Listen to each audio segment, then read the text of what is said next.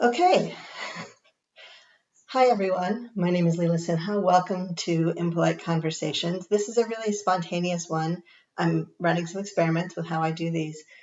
I was just watching a YouTube video by someone who does sketchnoting about Mighty Networks, which is a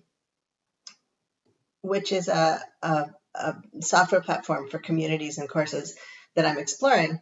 And as I was watching it, I remembered a comment that someone made on a Facebook thread that I made yesterday, and suddenly it all came together and I had to talk to you about it.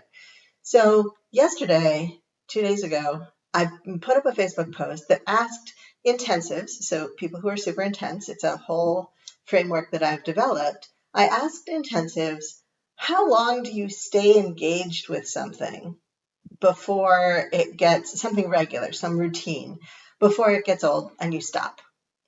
Because my experience is that some people really love this kind of regularity, but intensives rarely do. Not always, but rarely do intensives really take well to this like regularity kind of thing. So if you tell me we're going to do something every Monday forever, I'm just not going to sign up because I'm not interested in doing anything every Monday forever. And what happens is I do the thing every Monday for a few weeks, and then I get bored and I stop coming. And then I feel guilty because I said I would show up. So I don't want to create that experience for my people. That's just not how I want it to be for anyone, not for me, not for them. Because as a leader, what happens is if I start something and I say, we're going to do this every week, first of all, I don't usually enjoy it after the first few weeks. And secondly, if we're doing something every week and I'm working with intensives, it disappears, right? It goes away after a while. So what do we do about that? How do we handle that? Well, so then I asked this question and I got a great set of responses, and people said everything from, well, if it's social and it really nourishes me, then I can keep going pretty much forever, to, well, I like to have a break. So like if it's every 6 weeks and then a break and then 6 weeks and then a break, then I can sustain it. But if there's not a break every 4 to 6 weeks, it won't keep happening. All the way to 3 days to 3 weeks tops, and then I'm out. So a lot of interesting answers. I asked a bunch of follow-up questions and got some more really interesting information. And one of the people said that part of what would keep them engaged or not keep them engaged was if they were interested. But the other piece was the kind of power differential between them and an instructor, or between them and a leader. Like they really dislike the experience of having one person who knows and one person who doesn't know. And this kind of like, I am the teacher and you're the learner. They prefer a more collaborative environment, which is interesting because when I like and trust the leader, for me personally, when I like and trust the leader, I'm willing to let them kind of be the leader. I kind of like to be able to relax into a container like that every so often. Usually I end up going off on my own path, but if I find someone who's a really great match, I rarely get to relax into a space. So if I can relax into a space, that's great. I feel really good about that. And so we had some more conversation about that in the comments. What's interesting to me is that this ties directly in to my pedagogical approach, which I've never talked about, and I think it's important. So people talk about the sage on the stage model of leadership, right? Where it's one person up front and they're just talking and everyone else is just listening and maybe taking some notes. And then there are more participatory models. There's a catchy phrase like sage on the stage, but I don't remember what it is for the other kind, which is like, you're in there, you're mixing and mingling, everybody's kind of contributing. There's not really a sharp dividing line between leadership and followership. Now, I have a couple of things that I could turn into entire videos about that.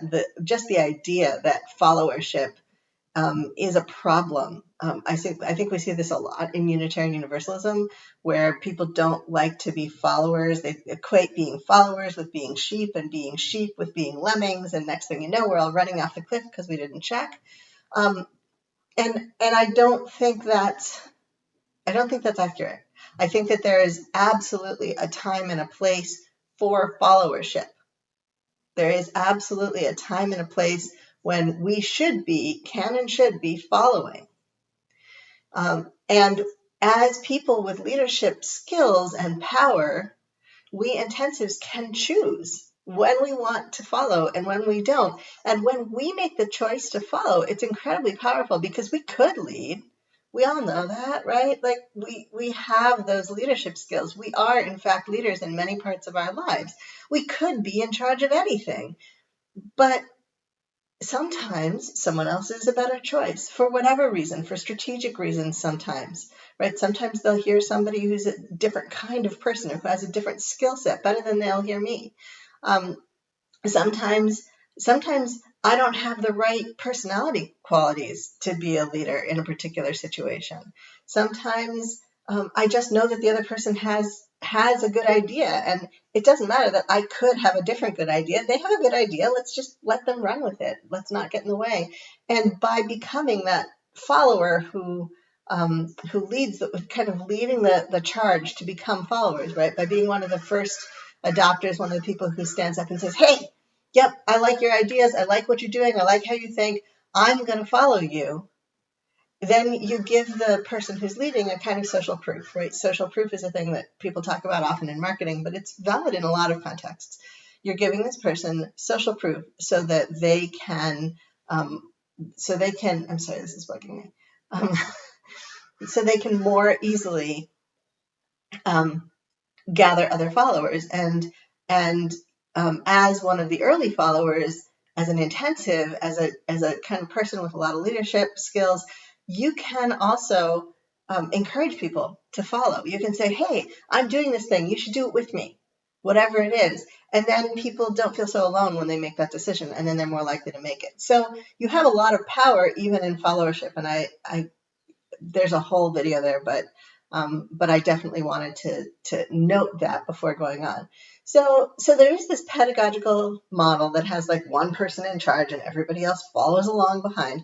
And then there's this other pedagogical model that's like, oh, we're all in here kind of mushing it up together. I have a third model, and this is the model that I really think we need to, I don't even want to say that we need to generate, because I think it's been around for a long time. I think we need to go back to it, or at least continue to encourage it. And it's sort of a hybrid. So I believe that all learners are brilliant. I took coaching training with Coaches Training Institute, which teaches that clients are naturally creative, resourceful, and whole, which I absolutely also believe. And if you're naturally creative and resourceful, sometimes you don't have enough spoons to come up with what you need. You don't have enough energy, you don't have enough focus, whatever it is, to come up with what you need. And you just need somebody to be like, oh, I can see from the outside, here's what you need. Which is why I went from a peer coaching to a coaching and consulting hybrid model, because sometimes people just need an answer so they can get unstuck. They can go back and revise that answer after they're over the hump, but sometimes people just need a thing, and I don't see any reason to lead people in a really long circle unless it's a really deep internal change. I don't see any reason to kind of hold out on people if I can imagine an answer in the moment. So I do both. Sometimes I'll hand a client an answer, and sometimes I'll be like, all right, so let's ask some questions, right? Because both of those are important. And I do those things also when I'm working with groups. I do those things also when I'm doing something like this, when I'm doing a live. So what I love about the collaborative model is that it recognizes that wholeness, right? That model where everyone's just kind of milling around together, that recognizes the wholeness and the resourcefulness and the brilliance of everybody there. what I love about the stage model is that sometimes it's best to get the cohesive vision of the person that's trying to teach you something. They've had an experience, they have a narrative, they have a story, whatever it is. And it's better to just get the whole thing and for the whole room to get that thing.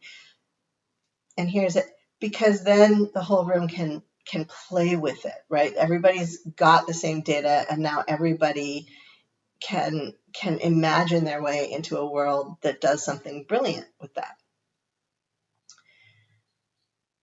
My model is, it's kind of Sudbury education influence. It's a little Montessori influence. The idea is that that if I, as the facilitator of this space, so I'm not abandoning leadership, because abandoning leadership has all kinds of negative consequences, right?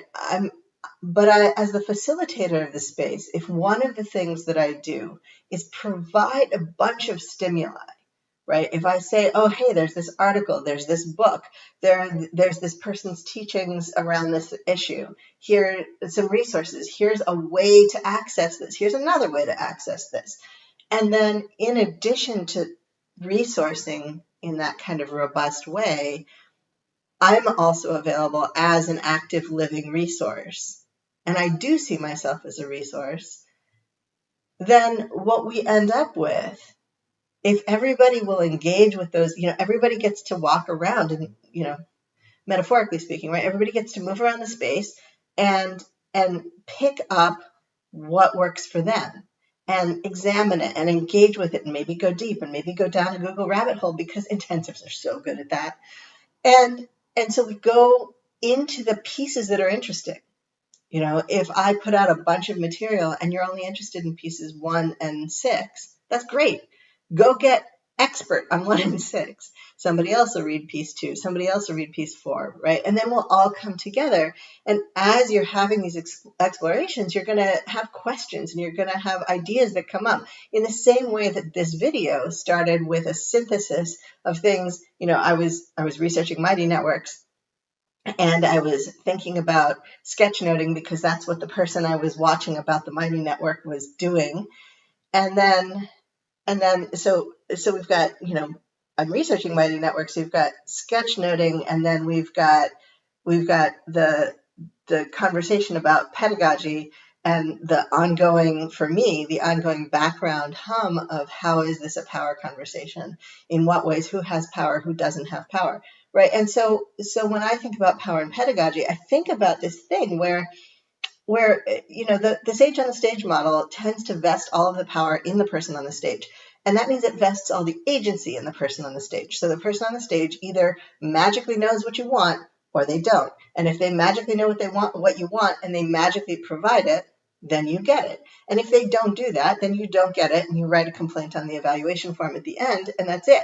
Right? There's no back and forth, and there's no opportunity for midstream repair of the situation. And if you've got everybody milling around, then some brilliant things might be happening in this milling around space, but there's no way to share it. There's no opportunity for that brilliance to really come to the surface unless you have like a 3-day retreat and the 3rd day is everybody reporting in. And even when everybody's reporting in, a lot of the little tiny nuances of those inspirations get lost. And that's partially a challenge with the kind of chaotic nature of that model, and it's also partially a challenge with in-person. And so this is an interesting moment in history as we're starting to slowly imagine a world where we go back to in-person events. And I think that in-person has great value for some things, in some ways, for some reasons, but I also think that sometimes online is a better space, especially for this kind of collaborative, organic kind of learning, ironically. Digital space for organic learning, but it really does make a difference. So imagine that imagine that you've noticed a small home, and it's very appealing in whatever way homes are appealing to you. For me, it would be like a little cottage in the woods near the ocean. but everyone has their own like ideal space. Maybe it's a loft in the middle of a city. It doesn't matter. Imagine that there's a home that you're wandering by somehow. You know, if it's the loft in an apartment building, maybe somebody's left their door open, or if it's a house in the woods, maybe you were walking down the path just taking a walk, and you can see there's a little light coming from inside as the sun is going down. There's this little light, there's a little warmth coming from there, and it's getting a little chilly in the woods. And so you kind of look over, and it looks welcoming enough that you decide to take a chance and walk up to it. Or if it's a loft in an apartment, you know, somebody's standing in the doorway talking and gesticulating, and they kind of wave you in as they continue to talk and gesticulate, and so you roll on in. So imagine whatever your ideal space is. Hello, Crow. Imagine that there is this space, and it's got some people in it, and you go in, and I'm an introvert. I'm going to say that before I say the rest of this imagining. And you enter this space, and there's all this interesting stuff in the space, in whatever way things are interesting to you.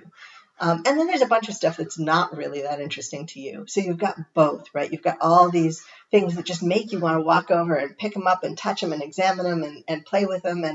And then there's a bunch of stuff that you don't. And so, and the host says, come on in, get a drink, and you're welcome to explore. This is a space for exploring and for learning. And so you get to wander around, and it's kind of like a, you know, hands-on museum exhibit, and you wander around and you pick things up and you look at them and you engage with them and you get really curious about them. And then somebody walks up to you and says, hey, I've been looking at this thing, and you know what I was thinking with this.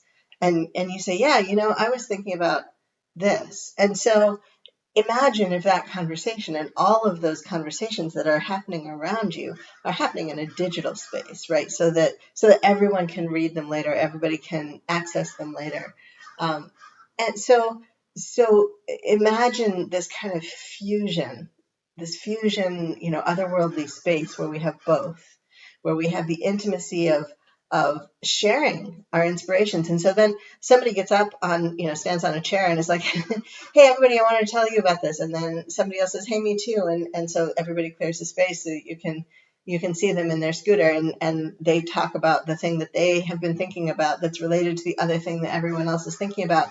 And so in that way, it has the quality of a salon because everybody's thinking about stuff.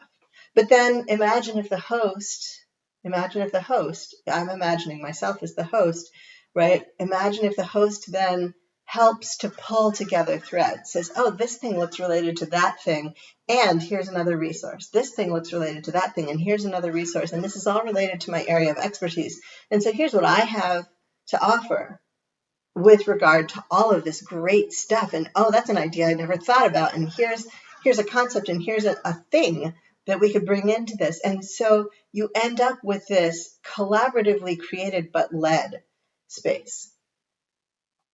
And sometimes the host just like sits down and starts talking, and everybody kind of gets quiet because the host has something to say. And then other times the host sits down and starts talking. Everybody else is so interested in what they're doing that they don't listen right away. But, you know, they eventually wander by and find out what the host was talking about. So that's my pedagogy, is when I create a pedagogical space, I will not have all the answers. I will never have all the answers. That's not how it works. What I will have is a bunch of good questions that will make you think. And if you answer those questions, I'm never going to expect you to answer them completely, wholly, perfectly right away the first time. This is not your third grade classroom. I'm expecting you to engage in the questions. I'm expecting you to nourish the questions. And to be fair, some third grade teachers, especially now, are doing more of that. But my third grade classroom experience was not like that. And as people think about and kind of play with this Playdoh, this stretchy, interesting, gooey, solid, you know, sometimes it's like mixing Legos and sometimes it's like mixing clay, and make shapes and consider things. new truths emerge that are hard to understand when you first start. And the more we can perceive, the more we can do. And the more we can do, the more we can perceive. And it gives us ground for a second level and a third level of inquiry and examination and engagement. And so we're all in this together. And sometimes I have something to offer. That is why I do this work. Sometimes the thing I have to offer most is that interconnecting itself. And sometimes the thing I have to offer is information. Sometimes I do have an answer. Sometimes I have a suggestion. Sometimes my answer is not right. We can find that out too. So, what does this have to do with power? Well, when the power is all vested in that one person on the stage, it takes away agency from everyone else. When the power is shared, when everybody is interacting and nobody is leading, then the power is very diffuse. But when there's a focus point for the energy and the power, and simultaneously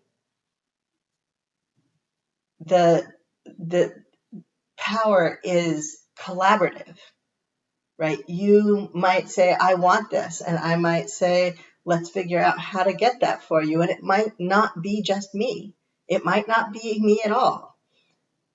That kind of collaborative space building is a thing that I learned in Unitarian Universalism. It's a thing that I learned in theater. It's a thing that I've learned almost every space where I've thrived has been that kind of thing, where there is a leader, but there's also a lot of agency and a lot of participation and a lot of collaboration. And what that means is that my pedagogical spaces don't work if you don't show up, because the learning is in you and in your process. It's not just in the texts or in the recordings or in the, if I'm giving a talk, like, it's not just there. It's in the experience itself.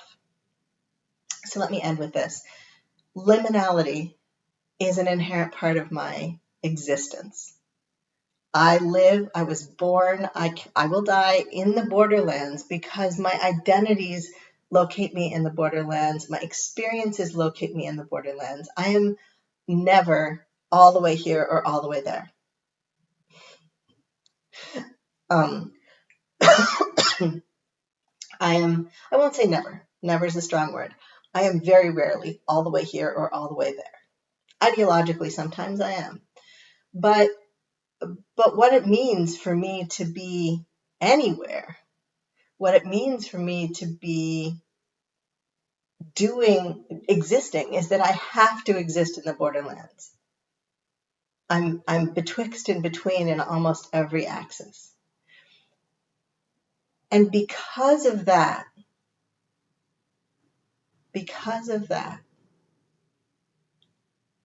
I want everyone to have that kind of vision, that kind of access. And the way to get there is in collaboration, right? The liminal space itself is a thing. It's a place. I've sometimes said that most people see the line between one thing and another as a line with 2 dimensions only, and I understand it and live it as a 3-dimensional or 4-dimensional space. I have a full-blown estate built in the borderlands. I don't have a tent, and I'm not walking across it like it's a line in the sand. This is a whole place. This place has dimension. This place has its own qualities, and one of its qualities is the ability to create spaces where the interaction itself is educational. The interaction itself is sacred. Henry Nelson Wyman said that creative interchange is God. That's a very vast oversimplification, but we'll go with it. And creative interchange is what happens when we gather and we do these generative things together. I'm going to be talking more about ways we can gather. Thank you for listening.